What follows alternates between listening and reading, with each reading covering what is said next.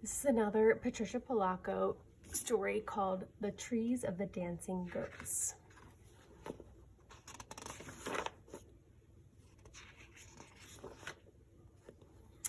At our farm just outside Union City, Michigan, we didn't celebrate the same holidays as most of our neighbors, but we shared their delight and anticipation of them just the same.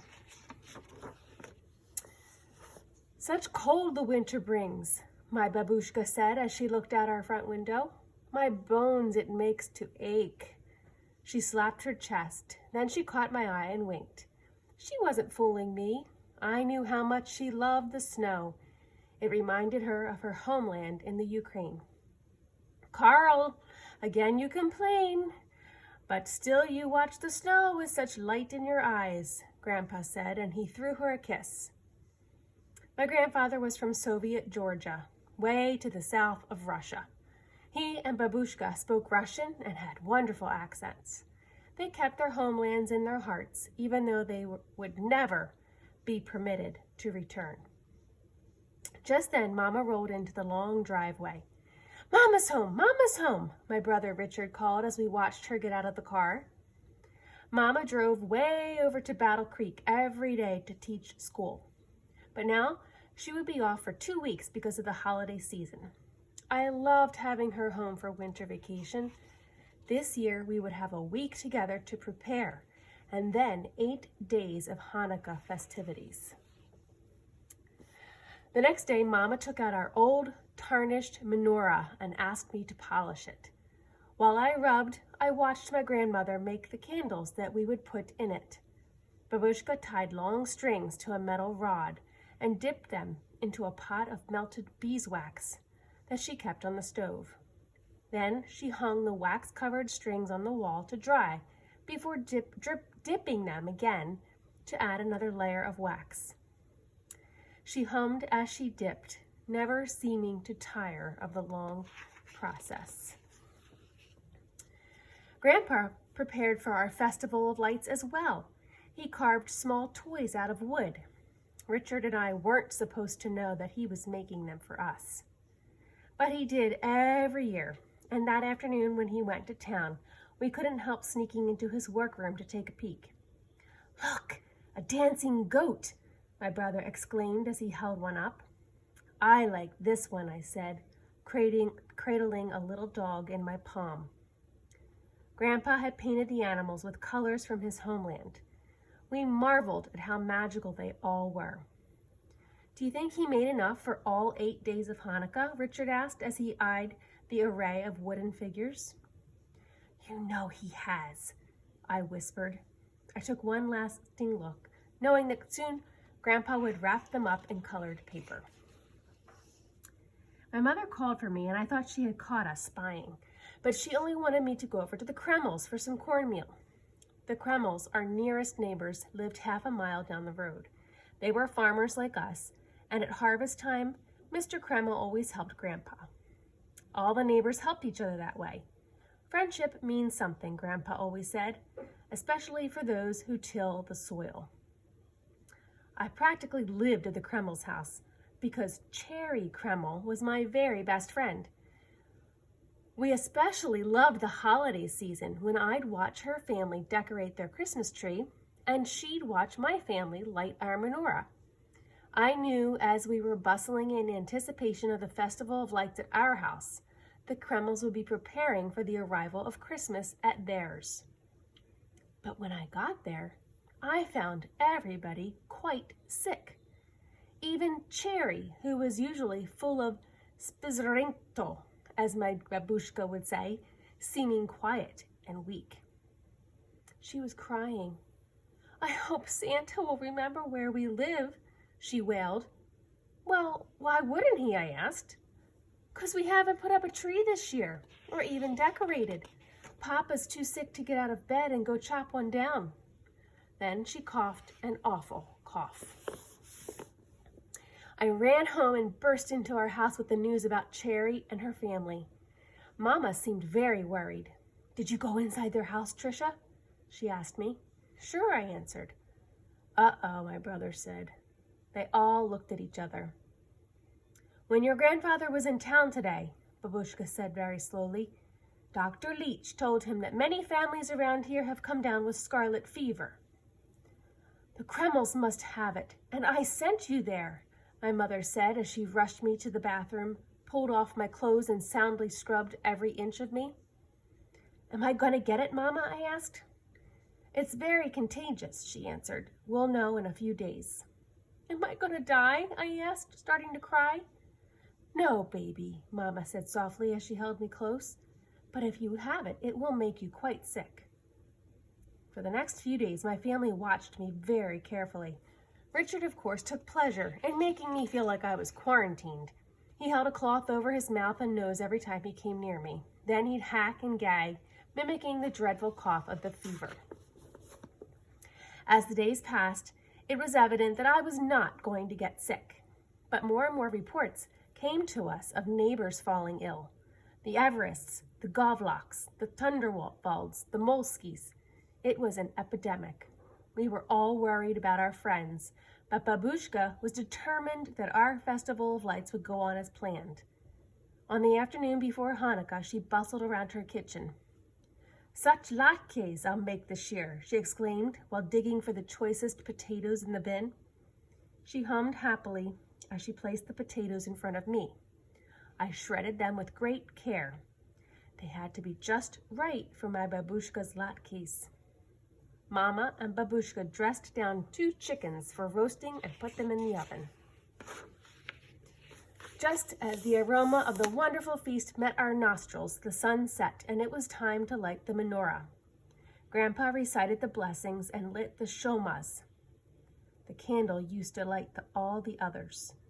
Babushka put the first candle in the menorah and lit it with the shomas. Then Mama told a story, as she did every year, of our people long ago. Tonight, we are celebrating miracles, she started.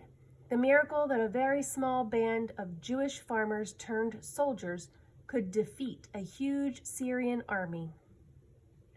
Were they really farmers before they were soldiers? Richard asked. Simple farmers, Grandpa answered, just like us.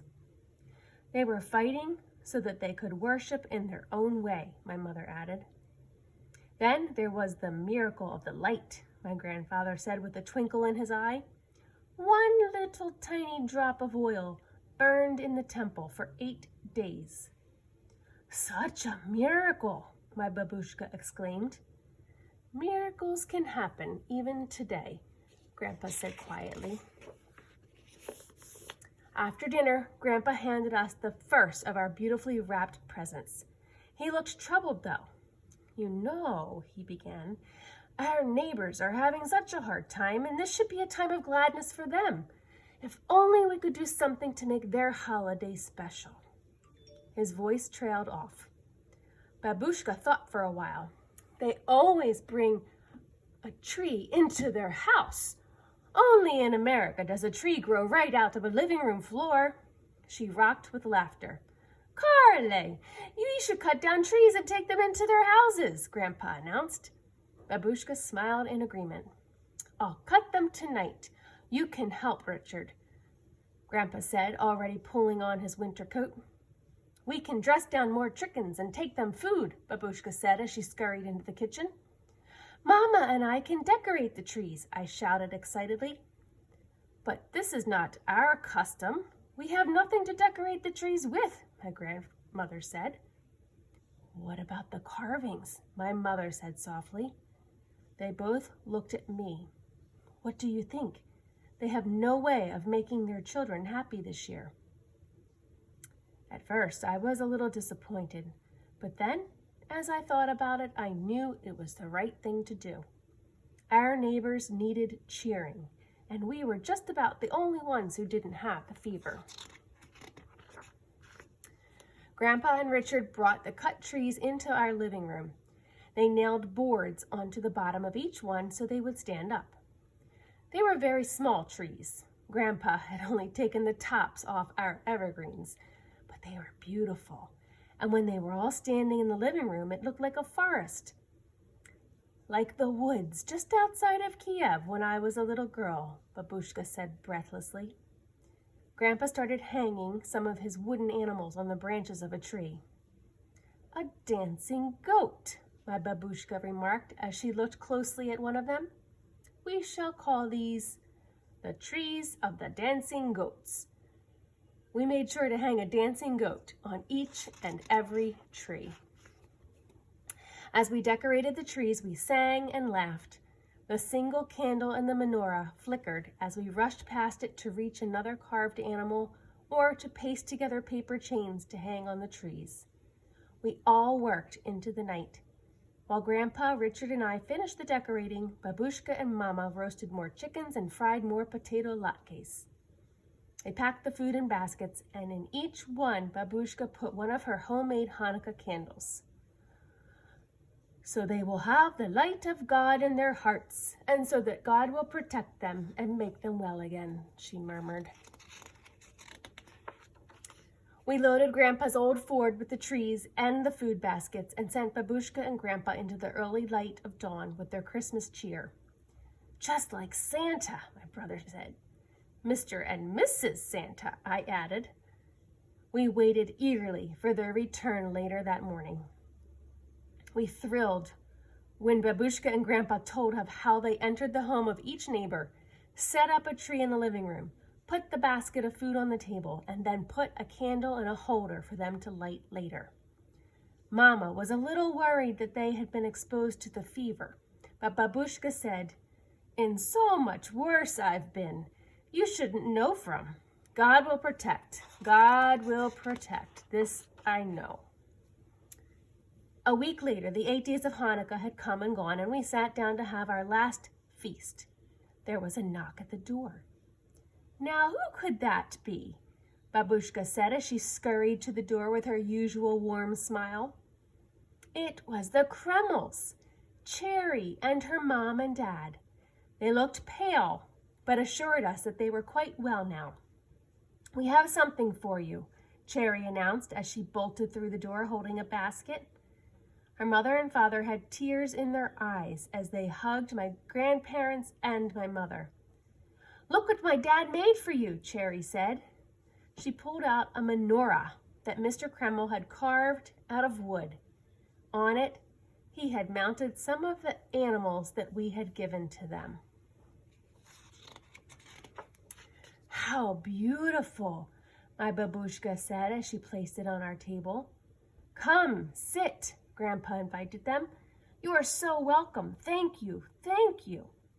"Thank you, George," Mr. Kreml said, looking into Grandpa's eyes. They sat down and shared our feast.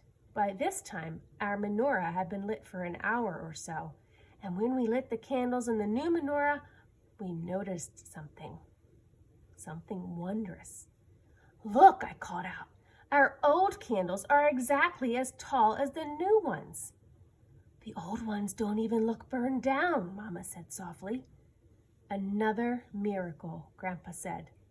"A miracle indeed," my babushka said, giving me a big hug. Then we all got up and danced and laughed together in the flickering candlelight. Our neighbors all recovered from that terrible fever. Few were left with any permanent damage. What they were left with was a long cherished memory of that Christmas when Santa really did come. And my family, too, has never forgotten that incredible winter of the fever, the miracle of true friendship, and the trees of the dancing goats. I hope you liked it. The Trees of the Dancing Goats by Patricia Polacco.